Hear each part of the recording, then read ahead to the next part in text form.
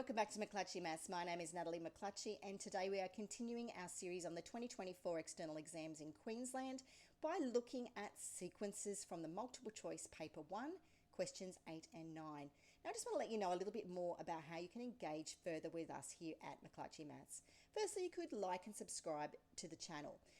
Also, you could tell someone about McClatchy Maths or about this video by sharing it in your OneNote or even using the little arrow link to forward that link for the video to somebody else. Why not consider telling us in the comments if you found this video helpful, it saved your bacon or saved your lesson plan. And if you'd like to say thanks in a more meaningful way, you could hit that little love heart button. It's called Super Thanks, where you can donate $2 with your PayPal account to help us keep the channel going. Obviously, there are ongoing costs and it takes me quite a bit of time to produce and create these videos. So that's a way that you can ensure that we keep that sustainable. Okay, let's have a look at our first sequences question. After n bounces, the rebound height in centimetres of a ball is Tn, is modelled by the rule Tn equals 240 times 0.5 to the power of n minus 1. Calculate the difference in rebound height in centimetres between the first and the third bounce.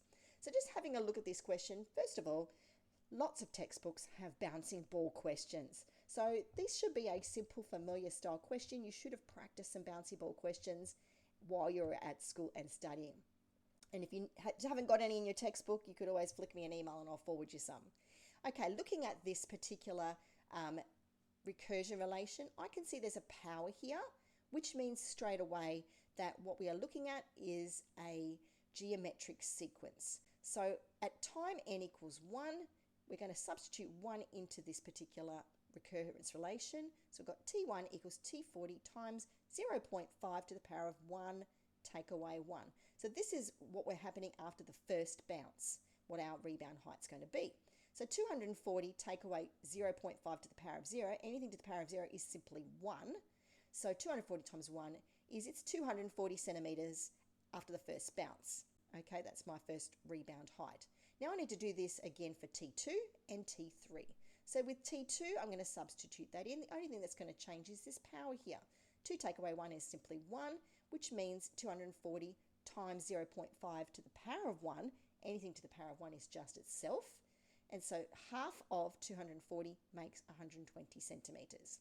Okay, so now I need to look at the third bounce. So we're simply substituting that back in this time. We've now got 3 take away 1 as our power, which means we're going to be squaring 0.5 and multiplying that by 240. We get 60 centimetres. Okay, so you can see there's like a halving principle that happens here each time, which is where we get this half from here.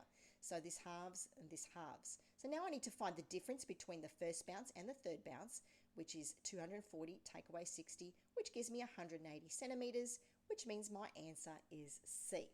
Okay, let's look at question 9. And it's another geometric sequence question. Determine the fourth term for the geometric sequence that begins 1,000, take away 900, so on and so on. Well, we know that in a geometric sequence, the second term divided by the first term gives us the common ratio. And that's what we want to find so we can continue on to the fourth term. So my common ratio is going to be negative 900 divided by 1,000, which is going to give me negative 0.9. So now what I need to do is I'm going to multiply negative 900 by negative 0.9, and that will give me my third term. So my third term is the second term multiplied by the common ratio, which is negative 900 times negative 0.9. Negative times a negative makes a positive, which will give me 810. Now I need to do this for the fourth term. Let's just repeat again.